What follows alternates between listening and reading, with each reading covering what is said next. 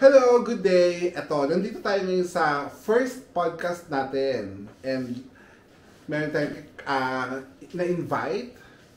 Kailangan ko i-convince ko muna siya at sabihan ko siya, offeran ko siya na kung ano-ano para lang pumayag siya dito. So, my dear friend, Rolly, is with me tonight para kwentuhan tayo kung ano yung, sino ba to si Rolly? Ano to itong isa sa mga, kagrupo ko siya sa KPCC, Kaagapay sa Pag-asenso Credit Cooperative. O, at siya yung isa sa mga unang internal auditor ng organization. Tama? No? Yes. So, and lagi ko sinasabi kasi sa kanya na kung pwede ko lang gayahin ang ang utak niya when it comes to paano mag-invest, paano mag-save, paano kumuha ng maraming pera. Feeling ko, bibigyan niya tayo one way or another ng tips kung paano mag-save at saka yung tamang investment. No? And at the same time, kakalikutin din natin ng konti yung buhay niya. No? So, welcome Rolly sa ating first podcast. Thank you sa pag-welcome dun sa first podcast mo, Pauline. At good evening or good morning sa good day sa ating mga viewers right now. Okay? At I will introduce to you myself. Ako nga pala si Rolly Dorico. Nakatira ako sa Luisiana, Laguna. At doon ako lumaki sa town na yon at doon din nag-umpisa lahat ng mga pangyayari sa life ko. Okay. So, kwentuhan mo kami, ilan kayong anong Laguna? Louisiana, Laguna. Louisiana, no? Parang medyo hindi siya masyadong popular. Oo, no? Parang hindi popular. Parang alam natin mga Kalamba, Binyan, mga ganun. Pero Louisiana, so ilan kayong magkakapatid? Yun. Yung Louisiana, hindi siya masyadong popular. Pero pag binanggit mo yung Louisiana, sabihin mo lang na katabi siya ng Lukban, Quezon. Na nandun yung Pahiyas Festival. Oh yeah, of course. Everybody knows Lukban. Yun. Tapos tinanong mo sa akin kung ilan ba kami magkakapatid. Siyempre, sasabihin ko sa iyo, 7 kami na magkakapatid. Okay, 7. Okay, sa 7 magkakapatid na yan, ang mga kapatid ko is hindi din sila nakatapos ng mga pag-aaral dun sa college, ganyan-ganyan, hanggang lang sila, elementary, and then yung sinundan ko na kapatid na babae, lang siya, high school lang siya, nakatapos din siya ng high school. Dahil din sa pagpupursige ng isa ko pang kapatid na lalaki. Yun. Dahil syempre lumaki din naman kami sa pamilya na ang nanay ko at ang tatay ko is, of course, nag-asawa ng maaga ang nanay at tatay ko. Ang nanay ko nag-asawa siya ng 18 years old, na gano'n. Ang bata pa nga eh. Kasi sabi nga ng nanay ko, nung nagkukwento siya sa akin, sabi niya, alam mo, hindi pa nga ako noon, dinadatnan. Yung okay. Oo, sabi niya, hindi pa nga ako dinadatnan noon, pero parang pinagkasundo na kami ng pamilya. Okay. Ganon. Sabi naman ng nanay ko, okay, then nagtago pa nga siya nung time na mamamanhikan. Sabi ganon ng nanay ko, kinukwento talaga niya na nagtago talaga siya dahil ayaw talaga niya na magpakasal nga. Ayaw pa niya magpakasal. Pero syempre dahil nga sa nung mga nakaraang panahon, di ba, uso naman talaga yun. At saka, pag tinanan ka na, yung parang in-arrange ka na, yun na yun. Oo, yun na yun. So, yun na, nangyari na talagang na-arrange na sila, tapos parang nagkasundo na mamamanhika na nagtago pa ang nanay ko, pero okay na yun.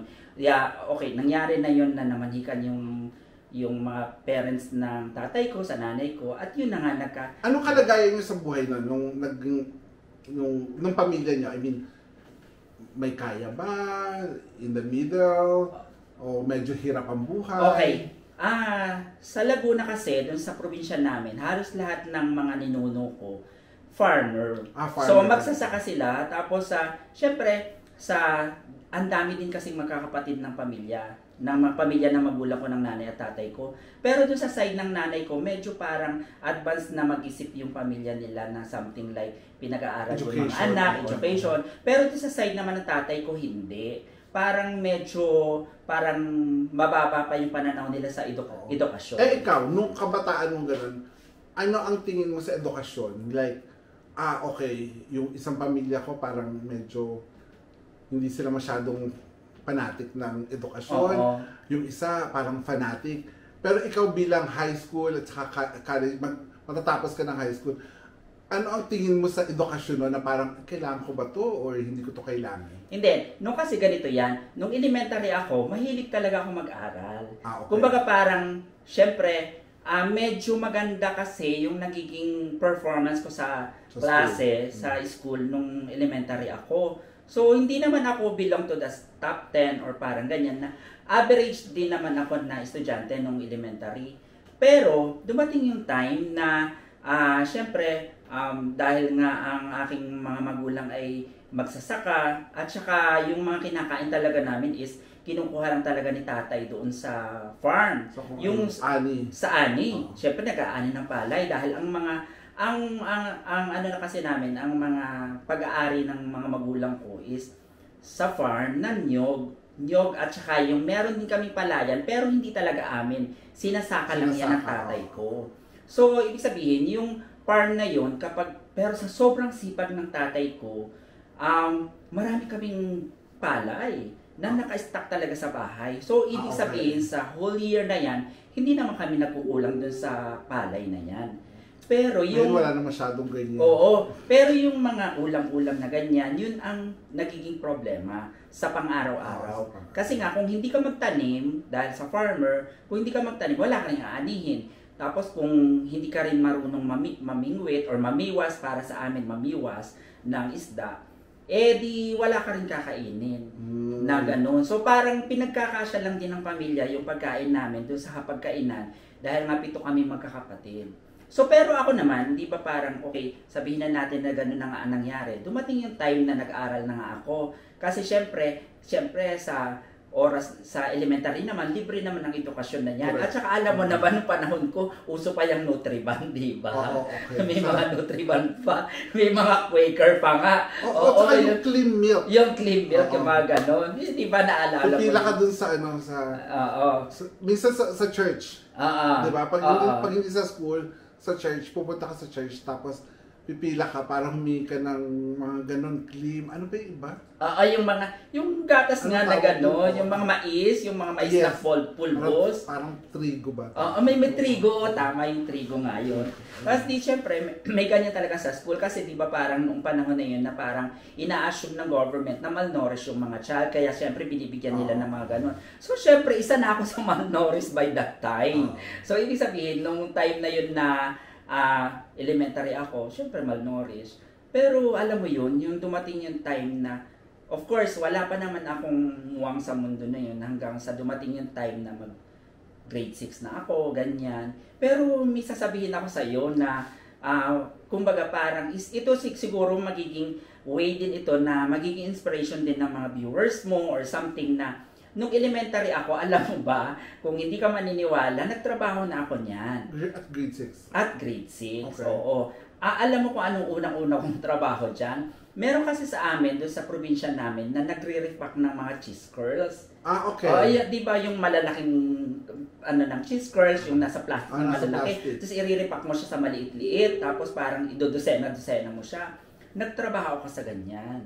At tapos tanda mo magkano ang kinikita mo at grade 6?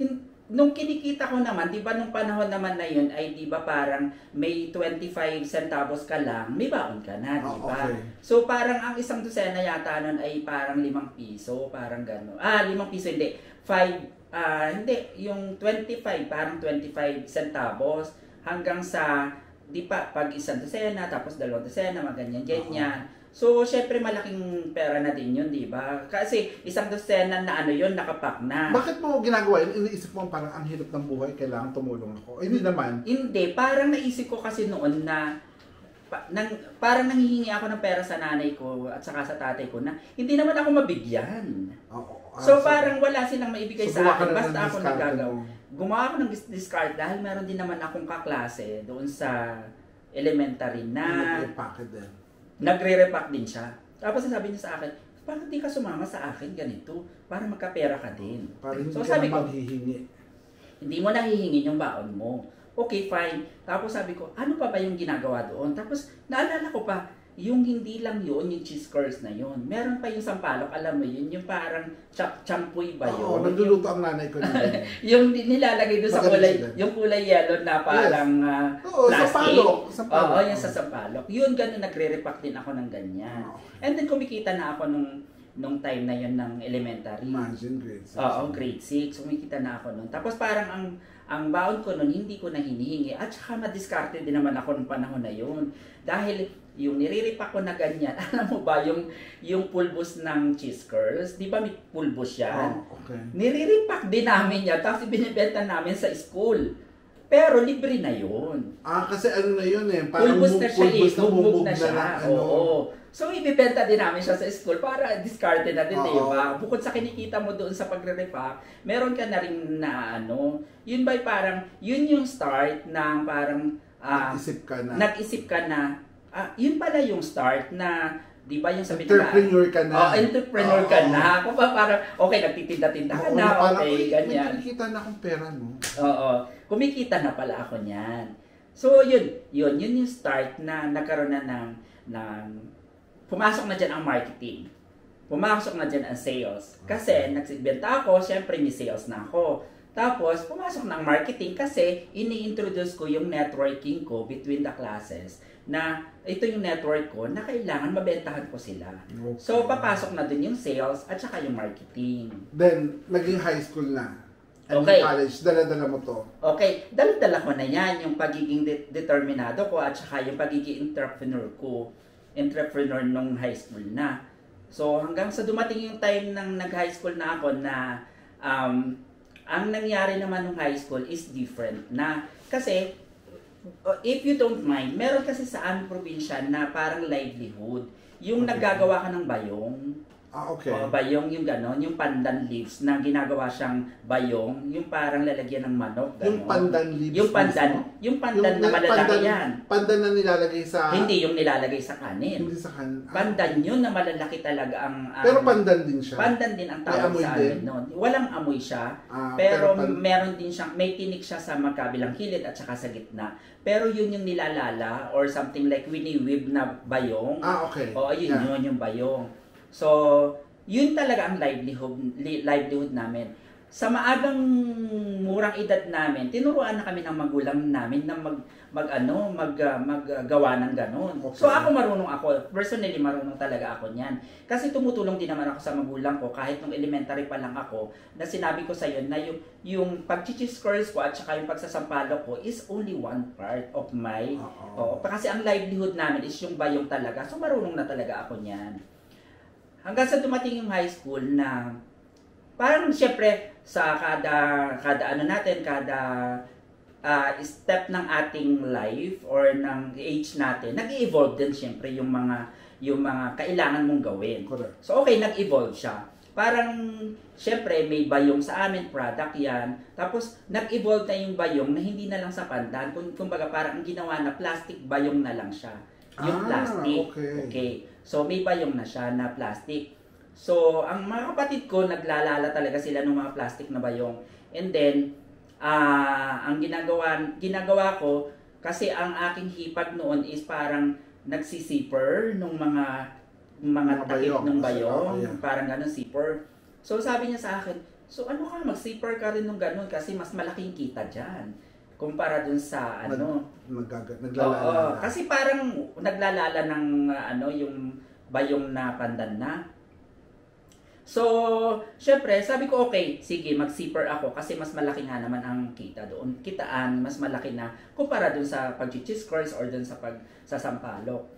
So, okay, natuto akong ganyan. Alam mo ba, nagkakanda butas-butas itong aking dahil dun sa karayom. So parang nilalagyan na lang namin siya ng something timbol. Hindi timbol kasi mahirap talaga siya pag timbol. It's timbol. Yung na lang siguro yung parang tela na lang para at least pag ganyan-ganyan mo ng zipper, okay na siya. Ma-zipper mo siya tapos zipper lang naman, manual lang naman siya, hindi siya by makina. Okay. So okay, nag-evolve na. Ibig sabihin, may kinikita na ako ng high school na hindi ko na hinihingi sa aking parents yung time na yon. So, yung pagiging entrepreneur mindset ko is nandoon na nung high school pa lang. So, okay, fine. ang talaga nag-encourage kasi sa akin na mag-aral ng high school, yung kapatid ko na nagtatrabaho na rin sa ibang province, sa Bulacan na siya nagtatrabaho. So, syempre, nakapag-aral na rin ng high school yung aking sinundan, so hindi na rin po pwede na hindi naman ako mag-aaral. Kasi gusto ko rin naman talaga na makatapos.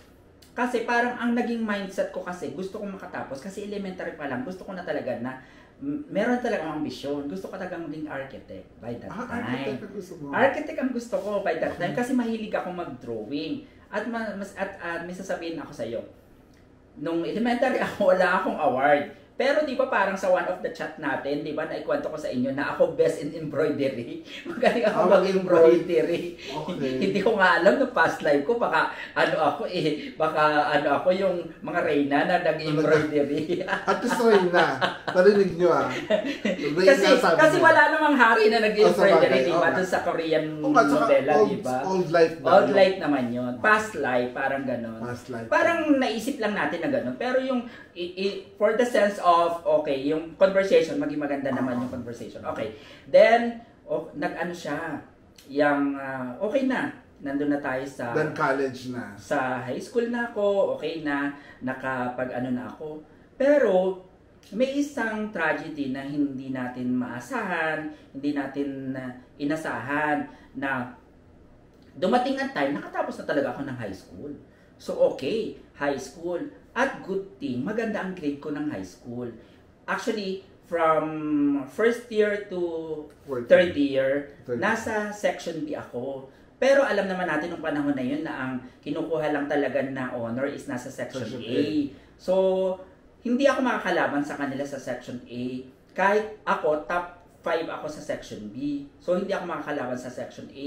At dahil nagkataon naman noon na kulang ang mga lalaki sa section A. So parang ang 10 or 15 na lalaki doon sa section B, inilipat yung mga matataas, nasa top 10. So inilipat doon at tapos parang nakipag-compete na rin kami doon sa mga honor ng section A.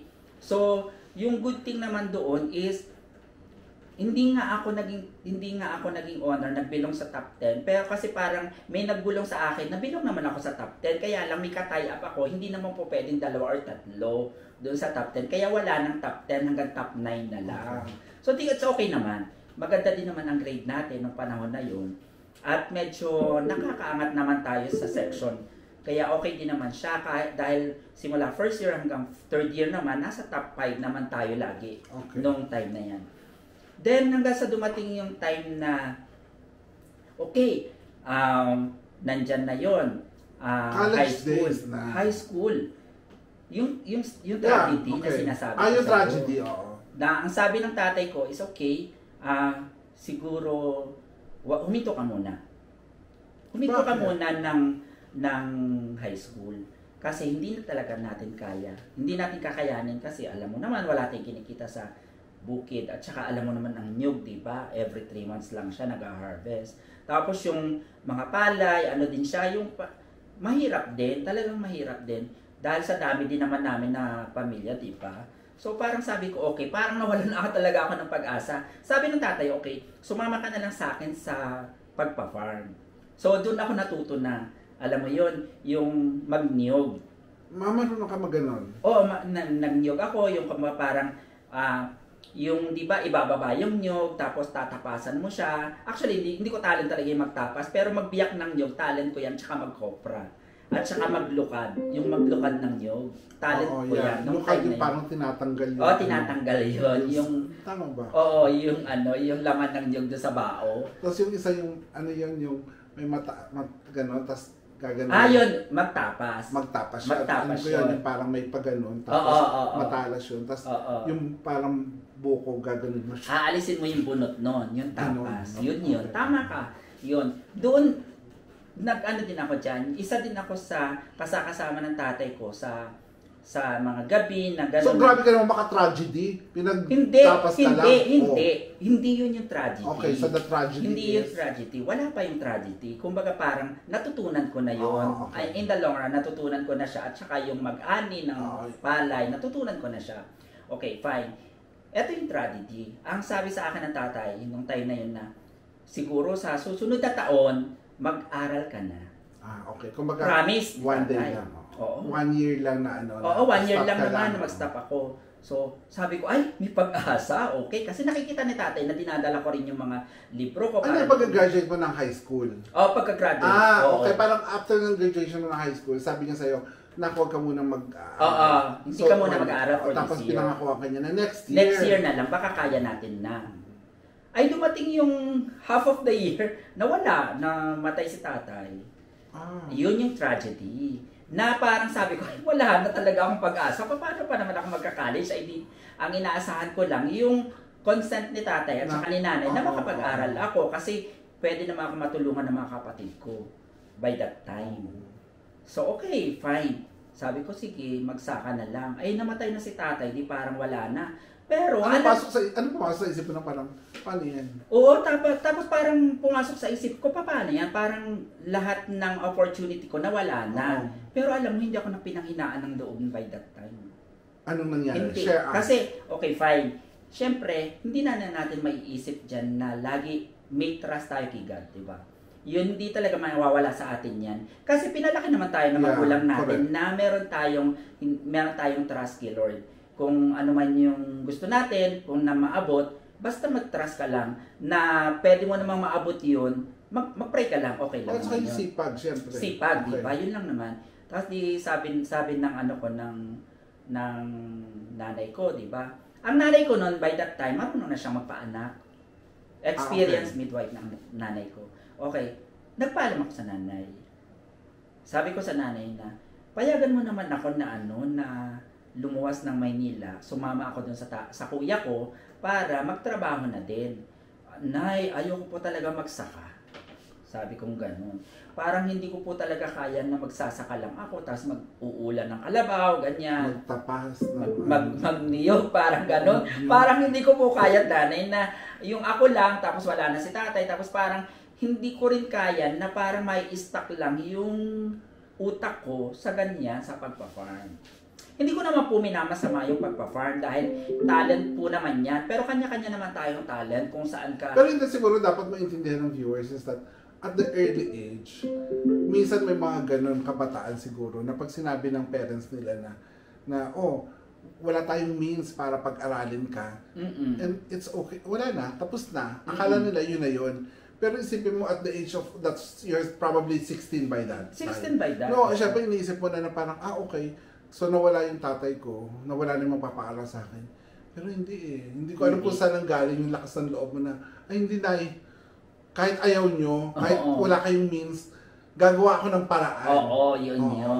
Tapos sabi ko sa nanay ko, basta inay, payagan mo lang po ako nanay na pumunta dun sa kuya ko, magtatrabaho ako. Pero hindi ko sinasabi kay nanay na mag-aaral ako. Okay. Basta ang sinasabi ko, nasa isip ko lang yun, na mag-aaral talaga ako. By hook or by crook, gusto kong mag-aral ng college. Pero by that time, okay, inampon ako ng kuya ko, tinuruan niya ako dun sa jewelry polishing. Yung kasi ang kuya ko platero, yung gumagawa ng alahas. Okay. In Bulacan. In Bulacan. Yeah. Sa Maykawayan. Hindi si kuya sa Maykawayan, sa Santa Rosa. Okay. Kasi Maykawayan yata yung mga sikat na nagagana. Maykawayan talaga yung sikat. Pero sa Santa Rosa, nandun yung pabrika nung... Laguna? Hindi, Santa Rosa, Bulacan. Santa Rosa, Marilao, Bulacan. In ang Marilao, Marilao kasi, kasunod na yung Maykawayan. Yeah, okay. So, nandun yung family business na pinagtatrabahuan ng kuya ko. Ipinasok niya ako. Ang sabi niya sa akin, okay, hindi ka naman po pwedeng magplatero kasi 3 months ka mag-training, tapos saka ka palang kikita. Ang pinakamabilis na 1 week lang na training is yung mag-esmeril, yung mag-jewelry polisher. So pumasok ako, sabi ko, kuya, basta kumita ako, okay lang. Jewelry polisher, pumasok ako.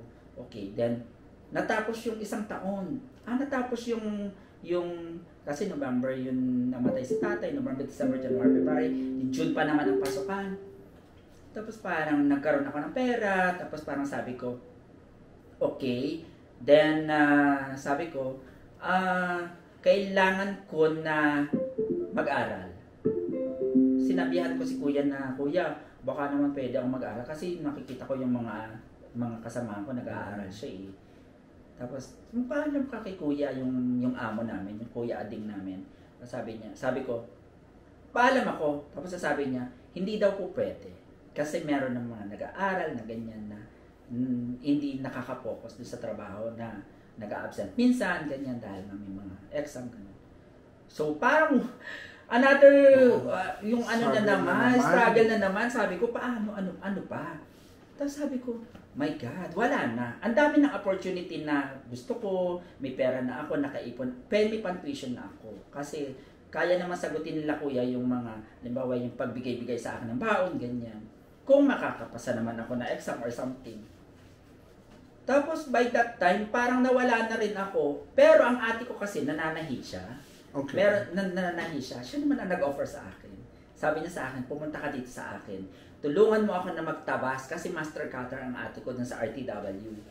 Then sabi niya, okay, ganito usapan natin. Kumikita ako ng 2,000 sa isang linggo, 2,000 pesos. In excess of that, yun na yung sayo. Ikaw nang bahala doon. Mag-enroll ka, mag-aral ka. Pero hindi ka naman makapag-enroll kapag hindi ka nag-take ng exam. Ay yung hipag ng ate ko, ano siya, nag-aaral sa PUP. And then sabi niya sa akin na, si Rosita, ganyan. Nag-aaral siya sa PUP. And then, exam ka. Tinanong ko na sa kanya kung paano. Kinausap ko siya. Sabi ko, okay, paano ba mag-exam? Pumunta ako ng PUP. Nag-take ako ng exam doon. At siya lang ang tanging school na pinag-examan ko. Ang gusto kasi ng ate nursing doon sa Fatima. Di ba ang nursing ang mahal naman yan? At saka ang gastos, di ba? Alam mo yan. Di ba? Dahil marami tayong kaibigan ng mga nurses, di ba?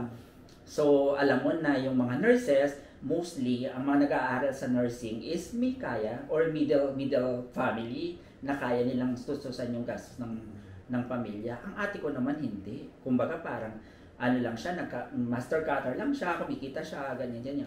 Kung ano na yung sobra. Kung ano yung sobra niya sa akin.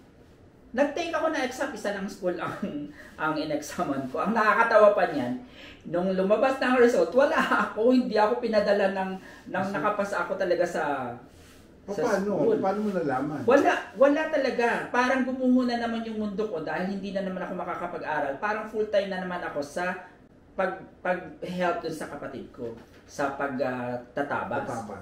Alam mo ba yung pagtatabas, yung helping ko lang? Ano lang siya, tagabuhat lang ako ng mga tela na nakaganon. At saka nagsasabit ng ganyan. Para kasi master cutter, ilalatag sa table. Yun, ganun lang yung trabaho ko sa kanya kay ate. Parang helper niya. Para lang mas maggaan niya. Mas mabilis. Trabaho niya. Correct. Yun, yung ganun yun. So, hindi ako nakapasa. Tapos sabi ko dun sa nag-refer sa akin na taga doon sa PUP.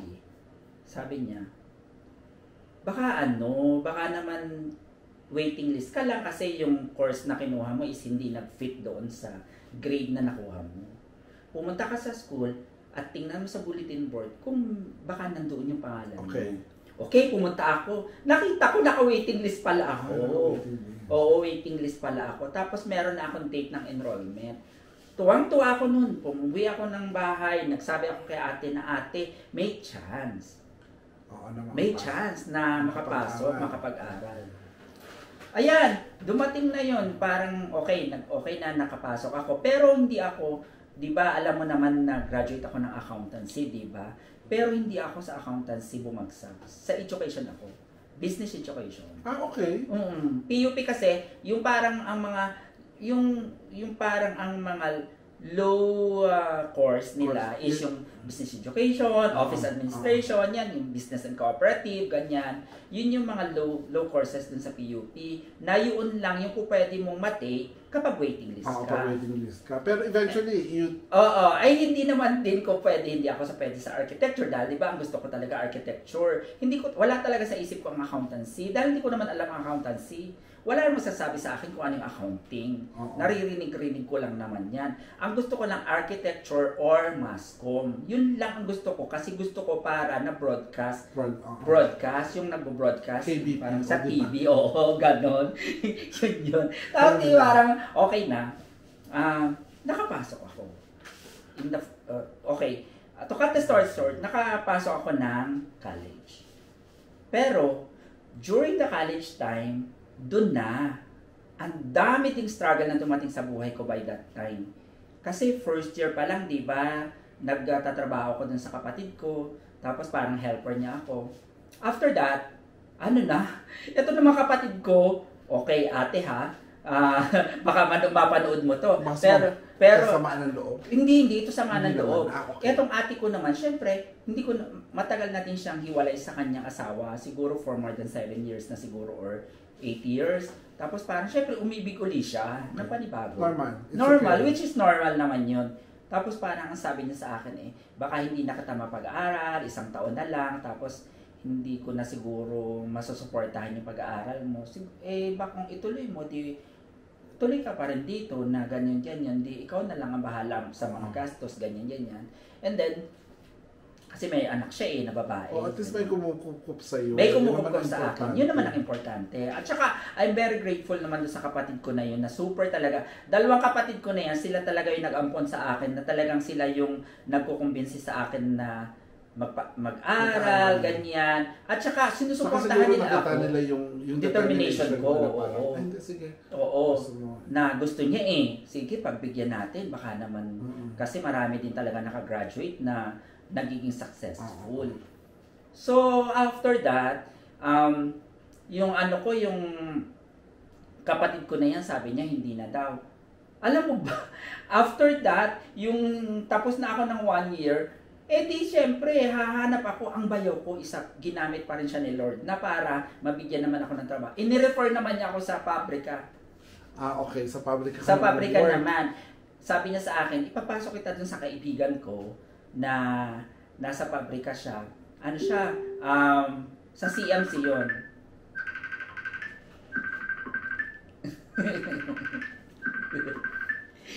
Pause muna tayo. Okay.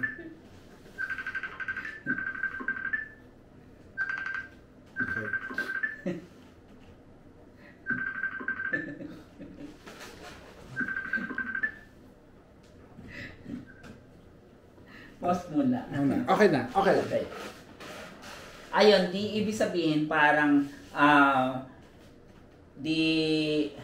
na siya, parang ang nangyari no, yung ate ko, yung bayaw ko, pinasok ako dun sa pabrika. Yung sa kaibigan niya, yung California Manufacturing Company nga pala yun, yung gawaan ng mga noodles. Yung okay. Mga, alam mo yun yung... Valenzuela ba ito? Hindi, sa Las Piñas. Sa Las Piñas. And then, yun, natanggap naman ako, tapos contractual, tapos parang ang ginagawa ko, taga-tupi ng noodles.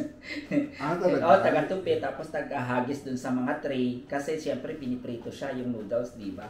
Yung ganun na, hanggang sa dumating yung mga months na iba na yung naging position ko, oiler na ako, or ganun sa factory. So, okay yan. Pero, alam mo ba, di nawala sa isip ko yung mag-aral.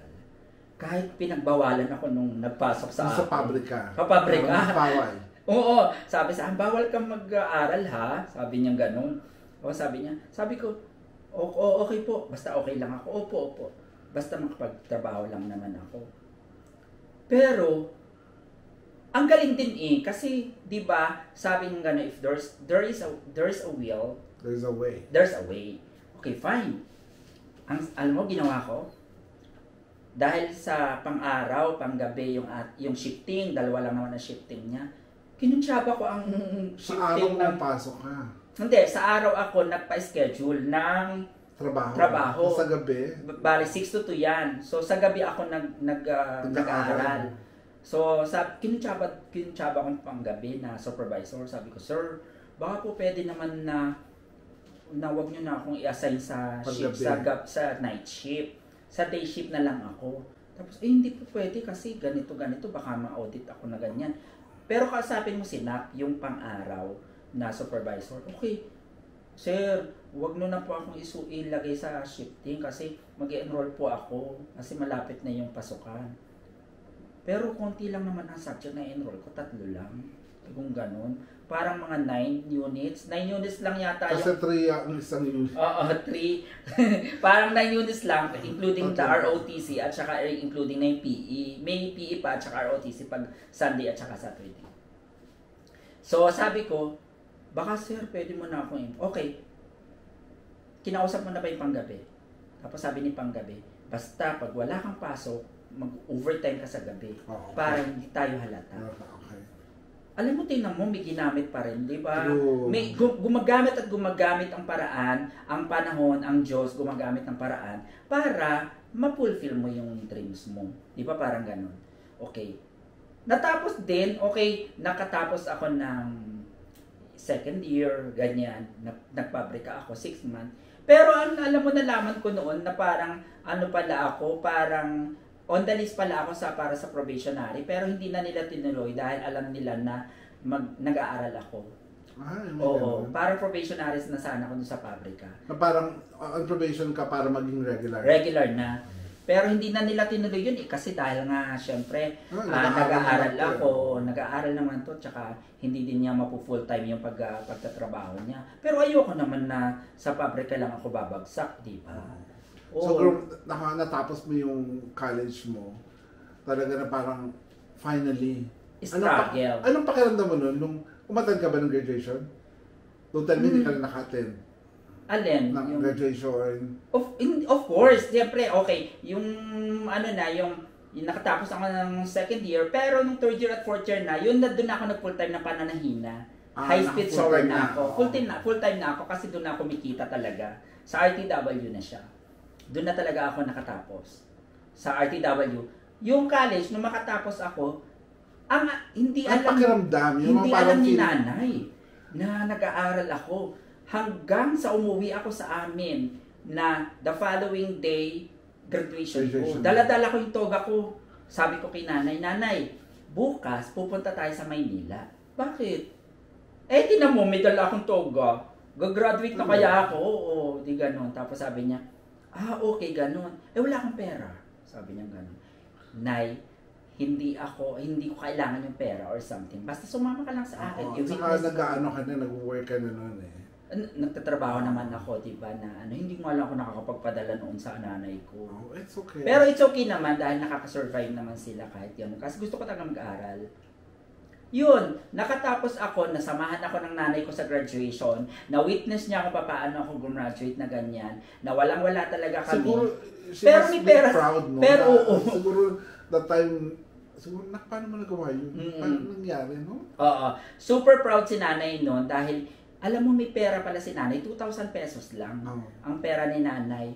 Tapos sabi niya sa akin, binigay niya sa akin yung parang 1,000. Tapos sabi niya sa akin na, wala kang damit. Kasi yung luma yung damit ko sa loob, bumili ka. Di pa malapit lang ang SM Santa Mesa doon. Dumaan talaga ako, bumili ako ng polo shirt. Yun lang polo shirt. Bahala na yung shoes ko na yung luma or yung pantalon ko na yung pinaglumaan na din. Ganun. Okay na lang kasi nakatoga naman, di ba? So okay na siya. At least nakagraduate. Tingnan mo yung struggle ko, di ba? Parang nakakaano ka.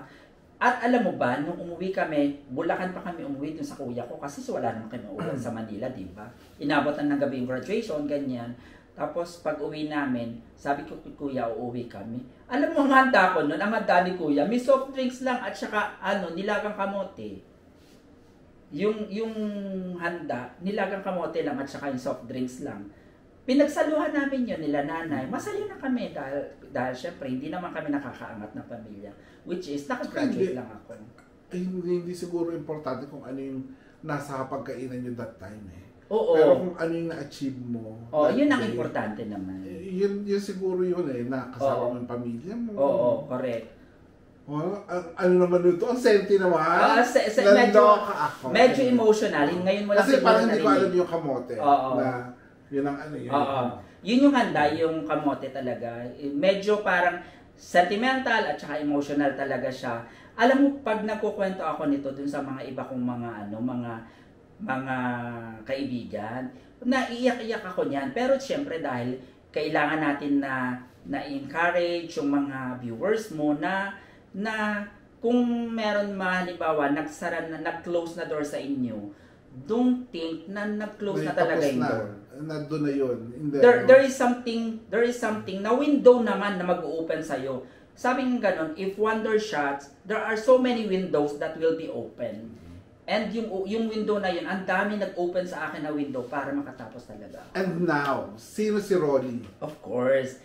Ngayon, Ako naman si Rolly, na iba naman. You're working in a big company here in Saudi Arabia. Multinational company In a naman. multinational company. Multinational company naman na American company naman siya. Nag-work naman ako sa American company na multinational naman siya. Bilang sa ngayon, lead accountant na ako. Lead accountant.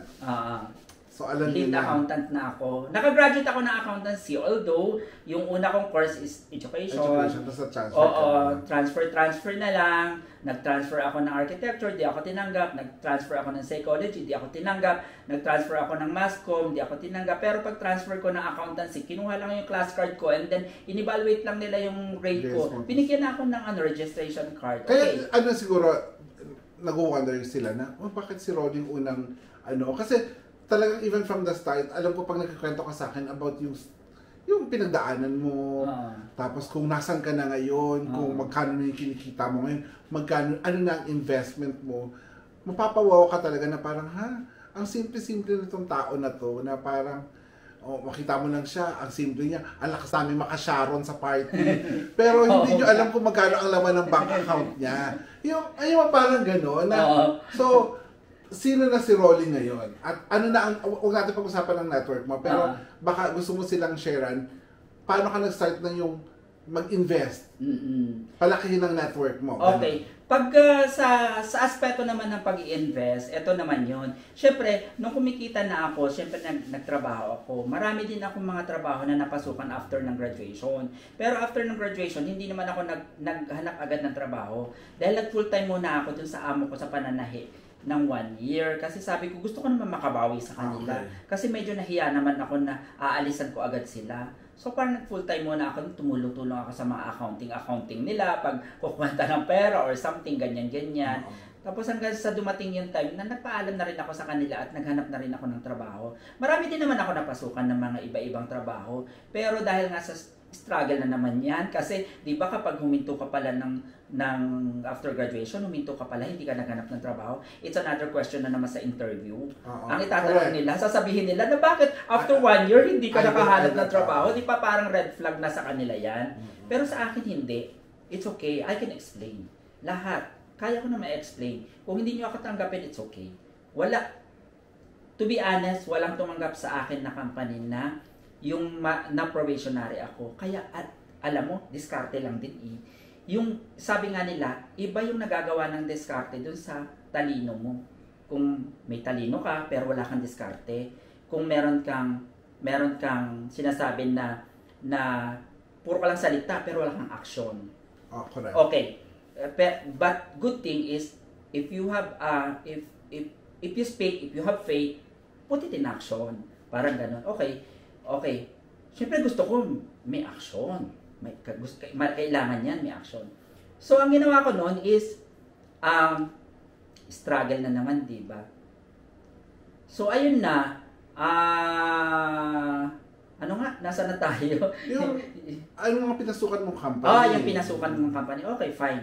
Yung pinasukan kong company pala, marami naman akong pinasukan. Nag-contractual lang ako before. Contractual, kasi di nga ako makakuha. Ang pinasukan ko, siyempre, ang unang-una kong pinasukan na company is yung Unilever PRC. Unilever. So, nakapasok ako sa Accounts Payable Department, natuto ako ng accounting, at saka yung unang-una kong yung first job ko is sa accounting talaga. Accounts Payable. Doon talaga ako napapasok. Pero helper lang ako ng mga Accounts Payable processor. Kumbaga parang ang trabaho ko lang dyan is filing clerk. Okay. Filing clerk lang ako, taga-file lang ako. Sa una naman talaga gano'n. Oo. Filing... Wala magboses-boses. Wala. Wala talaga, filing clerk, contractual ka nga, diba? Gusto ko tuloy bumati sa mga taong yung hinagdanan mo ba bago ka makarating, no? Sa totoo lang, ang daming gano'n yung minsan nakakalimutan mo na yung mga taong yun na, bago nga pala ako nakarating sa posisyon na to, ang daming, hindi tinapakan ang daming tumulong sa akin. Para marating ko to. And pag inisa-isa ko, mauubos yung oras ko. Correct. Sa dami talaga. Di ba, no? And it's okay. na pagdaanan mo yung mga ganong proseso kasi start ka pa lang. Oo, yun. Di parang nag-filing clerk ako, tapos nakatapos ng 6 months, di ba? Ang uso naman sa atin, after 6 months, then iba na naman, di ba? Hindi ka naman mare-regular. Ibibigay ka na naman sa ibang company. Hanggang sa napasok naman ako sa yung Far East Bank. Bank naman. Tagagawa naman ng mga stock certificate. Yun naman ang trabaho ko, tagagawa ng mga stock certificate sa bangko. I-show ka lang, yan ang mga for release today. Okay. Encode ka naman kasi ang trabaho ko ng data encoder naman ako noon. So good thing is magaling ako sa ano. Pero ano company mo nung una kang idinestina sa Cebu? Actually, yung company ko noon, nung nasa Cebu ako, ano na yun na yung sa telecom company na. Sa telecom. Oo, wala na siya ngayon, Islacom. The Islacom. Islacom. Na-destino ako dun. Pero, yun na yung unang-unang company na nagbigay sa akin ng opportunity para mag-provie ako. Probational. Okay. Yun na siya. Siya na yung company na unang-unang naging... And in venture mo doon sa Cebu, doon ka rin unang nagkaroon ng investment? Oo, doon din ako unang nagkaroon ng investment. Ang unang-una kong investment is yung property na house and lot na row house. Na parang naisip ko sa sarili ko para lang sa mga viewers. Kasi meron po tayong pag-ibig funds. Yun po ay privilege ng mga tao na ng mga nagtatrabaho na i-avail naman natin yung mga privilege natin sa SSS, sa pag-ibig, ganyan. Parang naisip ko lang naman na kaysa naman nagbabayad ako ng 2,700 noon na renta. Sabi ko, pwede naman akong kumuha ng housing loan sa pag-ibig kasi matagal na rin naman ako member ng pag-ibig by that time. Kumbaga parang, di ba ang minimum naman 2 years lang? So, ilang taon na rin naman ako sa kumpanya by that time. And then, nalipat na rin naman ako ng Cebu. In-avail ko. Siyempre, kailangan din natin gamitin yung utak natin paminsan-minsan. Di ba parang, di ba privilege mo na kaya ka nga naging member niyan para gamitin mo yung mga benefits. And one of the benefits of the pag-ibig is yung housing loan. Na mababa lang naman ang interest na ino-offer nila by that time. So, ang ginawa ko is, I will avail. Yung gusto ko talaga na kukunin is yung ready for occupancy na siya. Magrerenta. Para hindi na ako magrerenta. So, may nag-offer sa akin na ito in few months time, ready for occupancy na siya. Siya ang kauna-unahan kong investment na row house doon sa Cebu. Na hindi na ako nagrerenta, na-approve ang pag-ibig ko, and then ang binabayad ko every month is 2,750 sa renta, pero ang binabayad ko lang na amortization doon sa pag-ibig is nasa 1,900 lang. Mas mababa na, no? Mas pero mababa sa'yo pa. Oo, sa akin pa. At the end of the day, after 25 years, akin na siya. Pero kasi, no, siguro yung iba may nahihirapan maganon kasi isipin nila na commitment to lagi mo itong Kung wala kang magandang security na trabaho, ano mo itong babayaran? Pagka wala na, magpahihila lang to. So mas maganda, dapat alam mo na secured ka rin sa trabaho mo. No? Pero alam mo, pumasok din sa aking isip yan so paano kaya kung mawalan ako ng trabaho? Yes, that's correct. Di pa parang inisip ko na paano kaya kung mawalan ako ng trabaho? Good thing is, kaya malakas ang loob ko by that time, is I already have the housing allowance for 2 years na kasama siya sa relocation package na. Pwede mo nang gamitin yun. Pwede ko nang gamitin yun sa payment. Kasi habang naghahanap ako ng trabaho, may pambayad. At saka may relocation package ako by that time. Kasi relocate from Manila to that time. Parang if I'm not mistaken, parang by that time, ang relocation package ko is 60,000 pesos. Yung one time yun. Yun. Yun yung ginamit ko siya, yung pera, hindi ko yung ginamit or ibinili ng kahit na ano. Ginamit ko siyang pang down or pang equity doon sa pag-ibig na kinuha kong housing. Na para mapakinabangan ko naman yun.